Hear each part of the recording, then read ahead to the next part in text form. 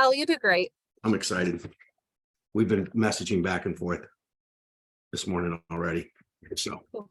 he's I've just, pardon? Oh, I was gonna say I've heard people excited. Yeah, this, no, so. I think I bet you we're going to have a lot. Oh, speaking of Daryle, he's popped in. So I'm excited.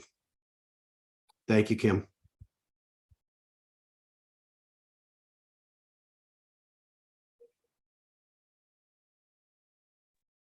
Morning, Tony.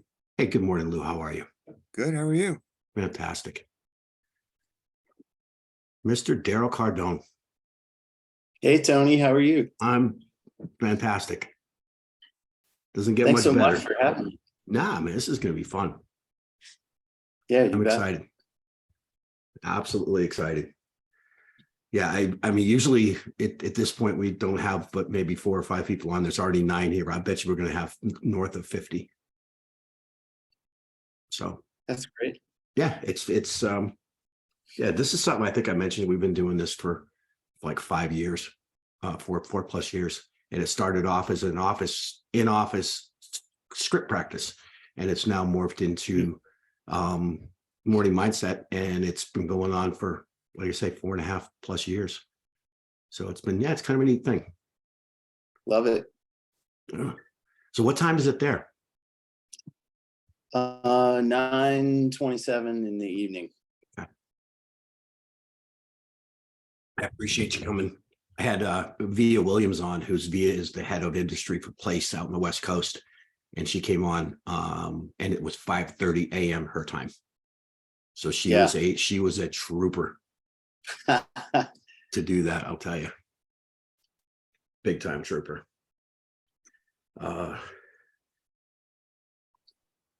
Yeah, this is as I was mentioning in our chat, it's the culture in this office is really, I think, unique. Keller Williams in general has a great culture. I think our office is above and beyond with that. Yeah. So it's yeah, no doubt. yeah, it's it makes it a neat place to work, and that starts from our leadership in our office coming from the top down, as you well know. Yeah. We so we have some family here visiting with us, and Nice. You know, my wife's aunt, who is here, actually owned I guess it was the second location Keller Williams had in Houston. No kidding. Yeah, quite a while ago. Wow. Yeah, so our families had a long connection to the That's cool. This is a small world. I was talking to my son who lives in Jacksonville Beach, and his wife's uncle lives in San Diego, and he was on the USS Ronald Reagan as an officer. His name is Glenn Burke. Glenn Burke was his name. He's retired now. It was probably 10, 12 years ago. Yeah. But I mentioned I was talking to you, and he's like, holy moly. So small world. Oh yeah. For sure. Yeah, it really is. Okay. Wow. Yeah, it's piling up here. And we will get started right about 8:30. I don't want to punish the prompt. And I think yeah, I think our 30 minutes is going to go by like, man, it's going to go by quick. And I got a snow shower outside my door. I'm looking out my window, and it's beautiful blue sky and snowflakes. Go figure. Yeah. Yeah. And you know, as I mentioned, you know, where our conversation goes, I'm totally good. I was just super impressed with the conversation with you and Abe, and just your journey and your take on leadership and learning. So that's what I'm really excited to share with everybody today. Yeah. And we are at 8:30, and we're already up to 32 people. Pretty cool. All right. Well, you know what? I don't want to punish the prompt, as I said. So I'll start us off. I get a little opening I want to go with, and then we'll just have a conversation. Sure. Welcome, everybody. a little different format for Morning Mindset than we normally do. We have a very special guest. And today we'll have the opportunity to hear about the learning and leadership journey of Daryle Cardone. Nothing we say reflects an official position of the Navy or an endorsement of Keller Williams. And spoiler alert, we're not going to share any trade secrets of what Daryle does on his aircraft carrier or with his crew, other than the leadership lessons and the things he does to create harmony, unity, and an amazing culture. Daryle and I connected through a mutual friend. Abe Shreve is the CEO of Business Maps Training and Coaching, and great guy. If you don't know about Abe, he's amazing. And Daryle came across him. I think if I'm correct, you were reading The One Thing, and he ended up coming across some of Business Maps Training, and that's how you guys got connected. Yeah. Okay. And if I missed something, let me know. So just to give you a little bit of background on Daryle, he's an active duty naval aviator. He holds a Master of Arts in National Security and Strategic Studies from the Naval War College. He received his commission through the Officer Candidate School program in 1995. He's flown over 2,800 hours throughout his operational assignments, has made 700 aircraft carrier landings. That's incredible. He's flown over 120 combat missions. And today we get to explore his journey, which began actually as an aspiring musician. And this led him to take command of the USS Ronald Reagan, and a nuclear powered aircraft carrier that has, I think, 3,500 plus crew members. Yeah, we do. Wow. So Daryle, welcome again. Thank you so much for coming on. We really appreciate it. Anything you'd like to add before we dive in? No, I'm ready to go. All right. Awesome. What? So as a young man, please share your path that eventually brought you to the Navy. Yeah, so I was born and raised in northeastern Pennsylvania in a small town of about 10,000 people called Nanacoke. And my father was a teacher and was a proprietor of a small business in town, and my mother was a nurse. So, I learned pretty early the empathy that you would learn from anyone who is as a caregiver for a living, but the work ethic of someone who loved to impart knowledge and had literally had our family's name on the work that he did. So, I think I took a lot of empathy from my mother as a nurse, and a lot of my father's work ethic, not only to teach school all day long, but to run a family business throughout the evening. And, I think that had a big effect on the way that I approached my whatever work I had been doing, and certainly my approach to leadership. Had been very involved in sports growing up. I played baseball and basketball, and like a lot of kids, was very into that until I discovered Eddie Van Halen in 1983, and that shifted my interest very quickly from sports to music. And really, the only two things I was interested in doing as a vocation was to either tour the world in a rock band or be a special agent in the FBI or the United States Secret Service. And it wasn't long through my master's studies in music that I had kind of made up my mind that wasn't the way that I was going to go. And it was a phase of the Clinton administration where there was a government hiring freeze. So when I had been talking with the FBI and the Secret Service recruiters, they said, "Hey, we would love to have you, but we're not hiring anyone right now." And when I had said, "What is the next best thing I can do?" They had said it would be to get a commission in the military.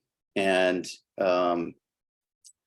my father had served in the Army during the Korean War as a supply sergeant in Fort Sill, Oklahoma, and a number of my mother's brothers had served in World War II.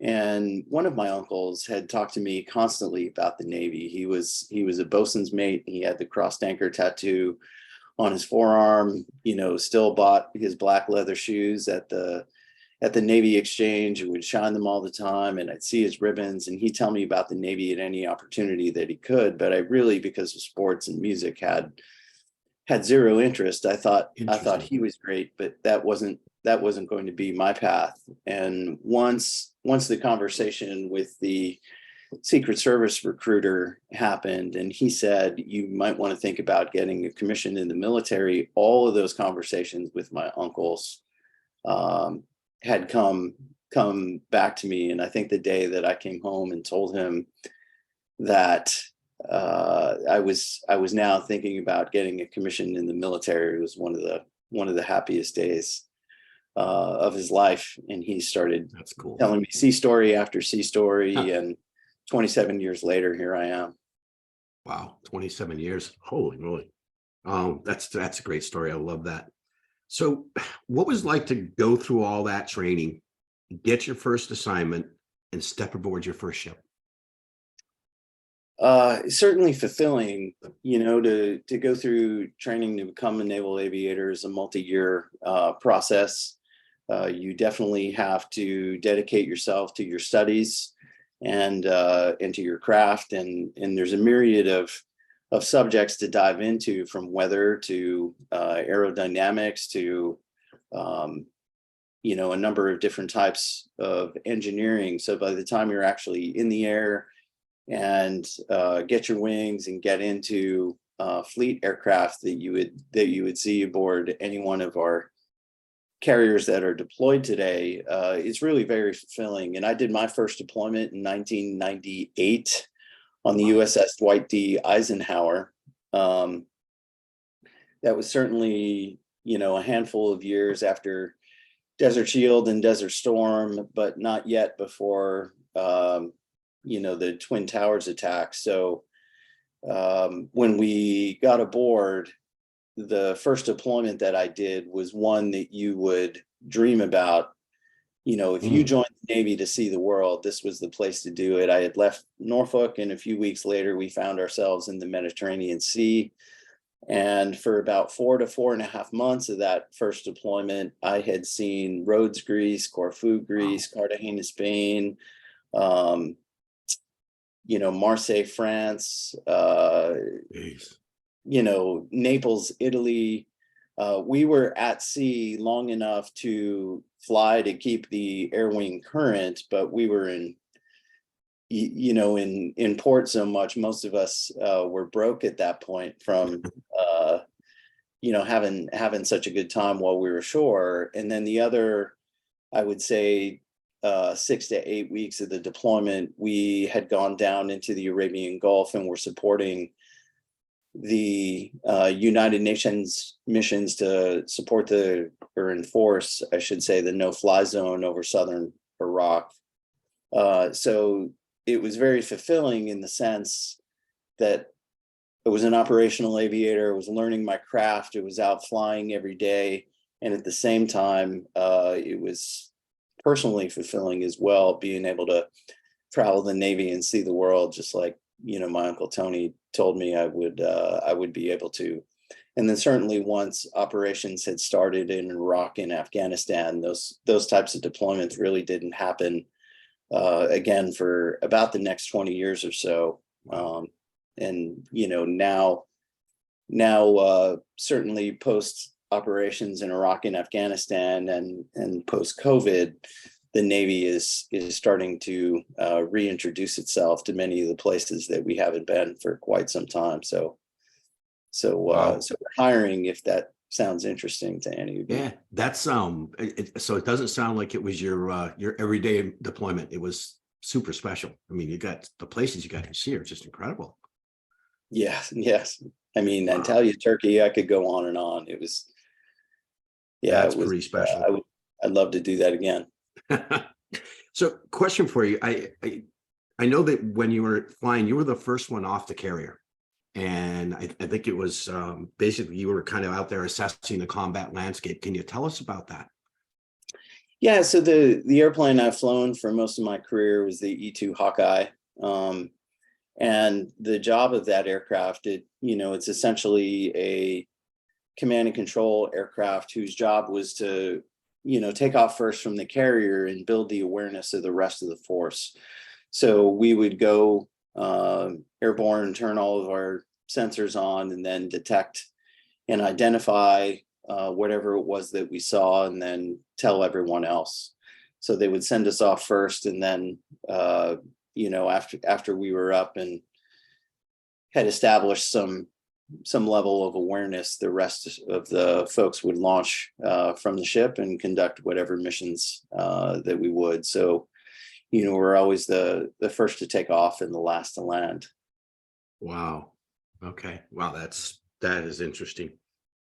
In the interview you had with Abe, one of the things that really stuck out to me was you talked about the attention to detail that is required to always be ready, and that it wasn't always, everything's not always excitement. Kind of like our business here, not everything in real estate is exciting every day, but you have to do all the little things. Tell us about what that looks like on an aircraft carrier. Yeah, I mean, I think in general,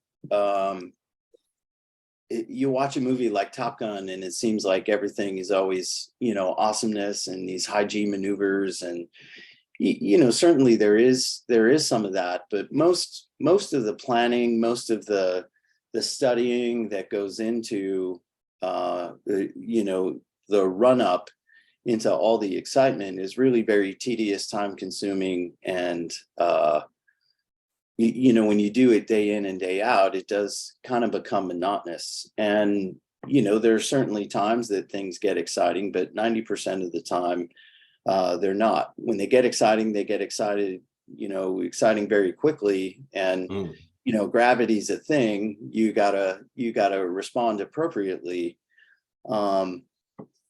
But most of what goes into the excellence, the tactical excellence that a school like Top Gun teaches, is how to make peace with the monotony of that day-to-day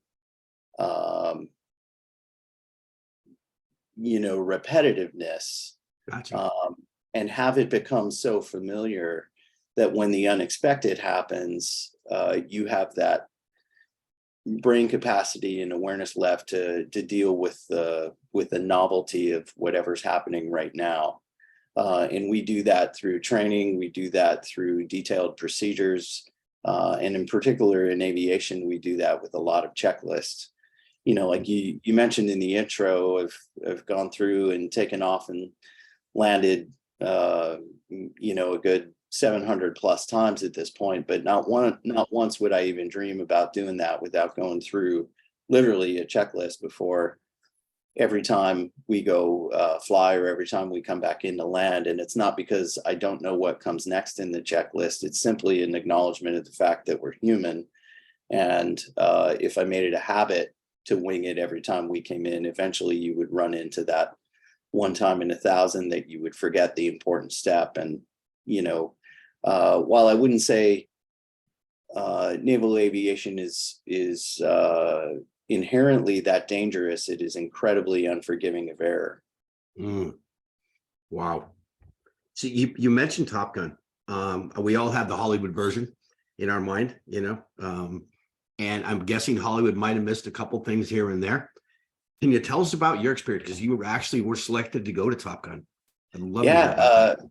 Yeah. First of all, I'd say love the movie. And a number of my friends at this point had consulted on the second movie. And just before I moved over here to Japan, we had the opportunity, a number of folks in the aviation nuclear program who were all either in command of aircraft, the East Coast aircraft carriers, or were in training to do so, like I was at the time, had all gotten together at a theater in Virginia Beach, and we watched it all together and kind of laughed at the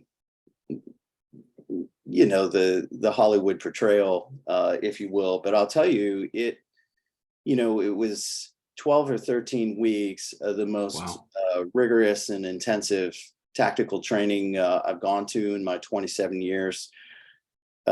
more than 12 hours every day, including weekends. And that was either, you know, studying, briefing the flight we were going to execute, flying the flight, or, you know, most often where most of the learning happens at a school like Top Gun is in the debrief. Like, we would rigorously go through our performance word by word, maneuver by maneuver, all with the end goal of being, you know, just establishing the pattern early that you would be a lifelong learner and, you know, continually work to master your craft. Wow. I love that. That's wow. You know, and I will say, since I would imagine most folks on here are Keller Williams folks, believe it or not, there's a lot of similarity between, you know, Gary Keller's idea that leadership is essentially training. And when you look at the training that your organization has in place, you know, it's fundamentally about, Top Gun was fundamentally about not teaching people what to do, it was about teaching them how to think, right? We were, you know, you're solving a problem to help people buy or sell a home. Top Gun was teaching people how to solve a tactical problem that they had, but the approach was very similar. You know, we would stop the tape and say, hey, what was it that you were thinking right here? And it was all about aligning the thought process of the entire team so that we knew we had a clear vision of who we expected to say what at what point, who we expected to do what at what point. And you would recognize by the end of that 12 weeks immediately when someone was or was not, you know, acting accordance to according to expectations. Wow. Okay. So during the interview with Abe, he asked you about your definition of leadership. Mm. I've never heard a better response. Would you mind sharing that with us? Yeah, I think of leadership as the art of engineering success with and through others. Mm. It's an art because you know, there are people involved, not equations.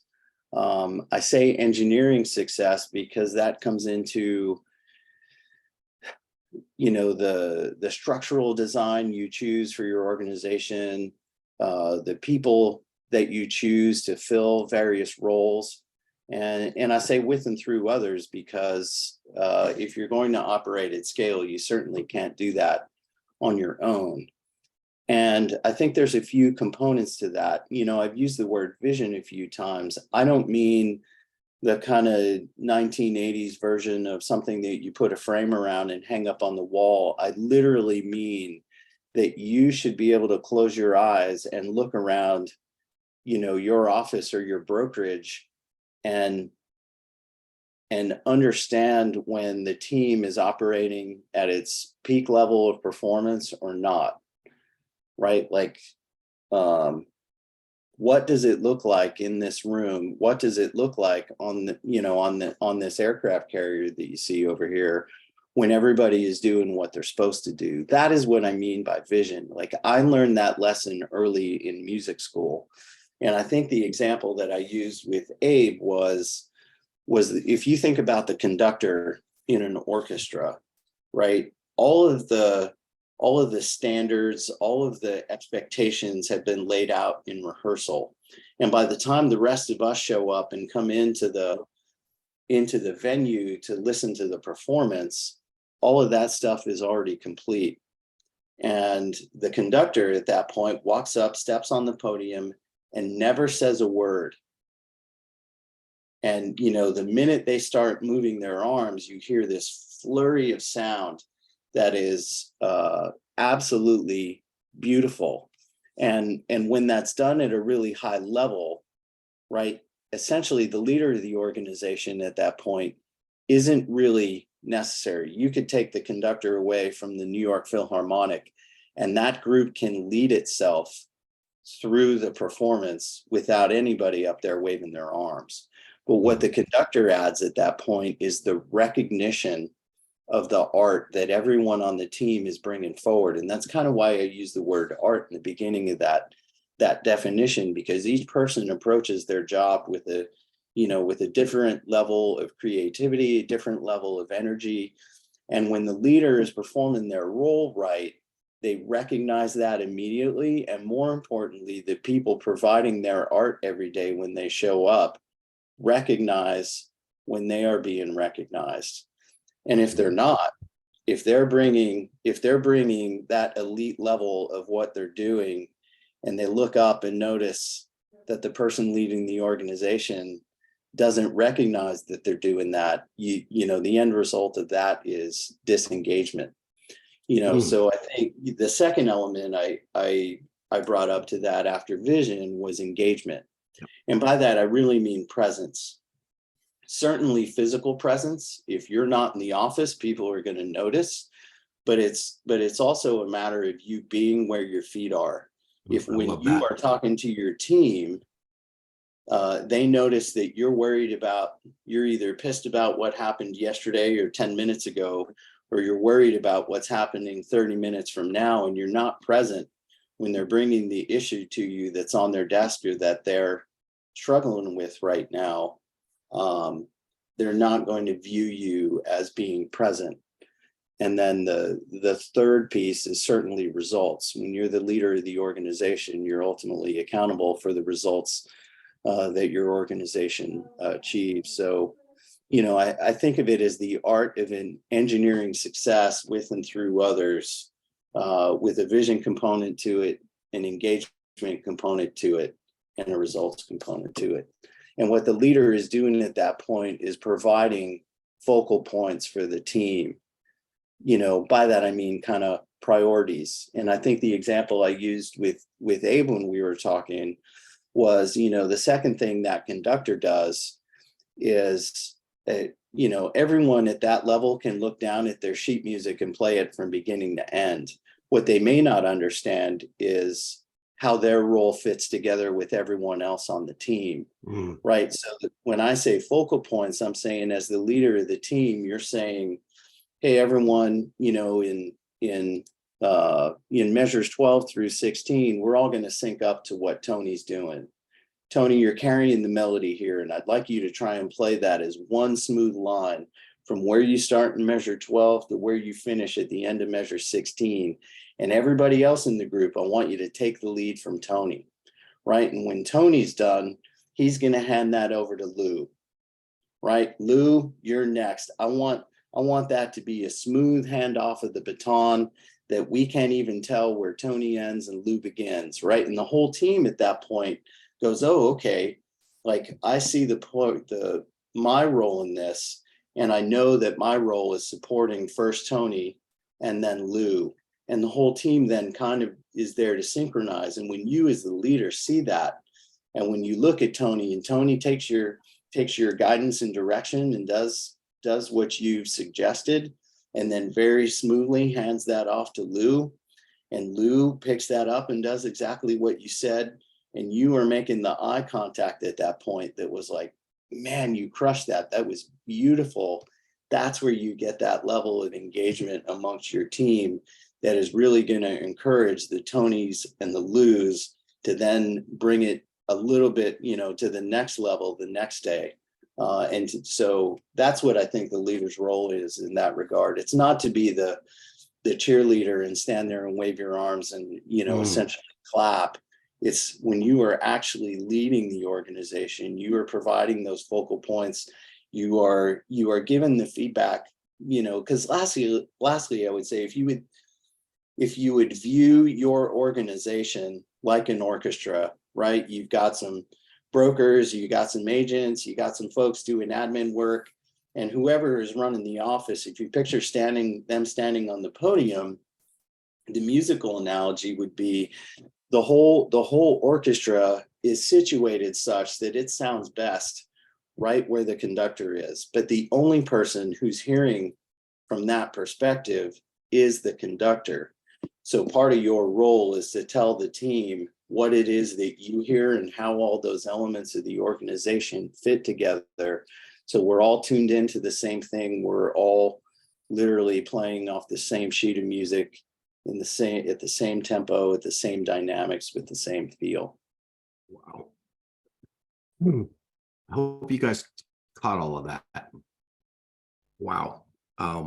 Just that's wow, fantastic. We've got about 3 minutes left. I again, I can't thank you enough for your time. I really don't have time to open it up for questions, but and I was going to ask you about building an effective team, but I think you just really just answered that.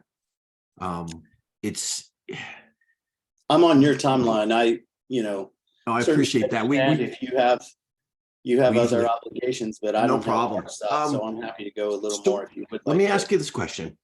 What is the biggest challenge that you face in communication with your 3,500 plus people on that ship? How does that work?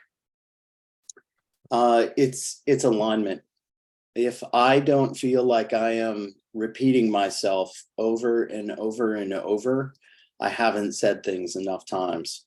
And I don't mean that because I don't think my team gets it the first time I say it. Literally, I have people on, day shift and night shift. I have folks who are on the ship at any given time, or they're on leave this week, or they're away at a school trying to build more expertise or skill for our upcoming deployment. And often when I look in the room, I will find myself thinking, I just said this yesterday. When I actually look at the face of who's there sitting around the table with me, I will realize that none of the people that I said this to yesterday are actually here right now. So, it is the constant reminder that over an organization that size, I need to be clear, I need to be concise, and I need to repeat things often enough so that the message has a chance of permeating through the entire organization. Because really, I have the privilege of leading a team, especially when we're deployed and we have a full complement of about 5,000 or 5,200 folks aboard. Wow. Those are all top performing people who've raised their right hand and volunteered to do what they're doing every day. And they want to show up every day and be successful. And the way they have the best chance of doing that is when I communicate well as to what our priorities are and how we're going to get after them. I love that. Wow. I had a question from one Blakely. She asked a question about, I think, your purpose, your why. What has been driving you all these years? I mean, you've been in the Navy now 27, 28 years. 27, yeah. Yeah. So why? What drives you? What gets you up in the morning? So my three principles I try and live up to are excellence, growth, and impact. And I'll say the driver for me is, I really view it as a spiritual thing to actualize all of the potential that I've been given. And it's not just a hobby, it's a passion, and it's a form of worship. I feel like I've been given certain gifts, and it is my responsibility to bring all of those to actualization. And I want to do that to serve the interest of the country and to protect the national security of the nation and our vital interests. And I think the way that I best do that is through impact on the generation of folks who are behind me right now. Wow, what a way to end it. This has been absolutely fantastic. I can't tell you how much I appreciate your time, and thank you so much for your service. I think everybody's gotten a lot out of this, and again, thank you for your time. And yeah, I would just say really quickly, number one, it was my pleasure, and number two, I want you to walk away from the conversation feeling good about the investment you make as taxpayers in your Navy. We are definitely the away game of our armed forces. And, when you think about the fact that 90% of the world's commerce moves over the free seas, that the U.S. Navy stands watch over, and that 100% of the internet traffic travels through the fiber optic lines underneath each one of those oceans, and a good 75% of the world's population lives within 200 miles of a coastline. It is a significant investment that you make in us, and we are thankful for that. And I'm telling you, I am proud to serve in the organization that the American people so generously fund with their tax money. So consider my appearance here a tax break. You're getting a ton of kudos in the chat. I will tell you right now. Awesome. It's a ton. It's this has been fantastic. We do usually wrap up at 9 o'clock, so we're a little past that. And I will tell you, Daryle, I wish you all the best. Thank you so much. Look forward to staying in touch. And yeah, thanks. It was great for you to spend a couple minutes with you today. Yeah, this was awesome. So guys, everybody, hope you have an amazing day. And Daryle, be safe, and thank you again for your service. I really appreciate it. You bet. All right, man. Have a great day. Thank you, everybody. See you. Bye-bye.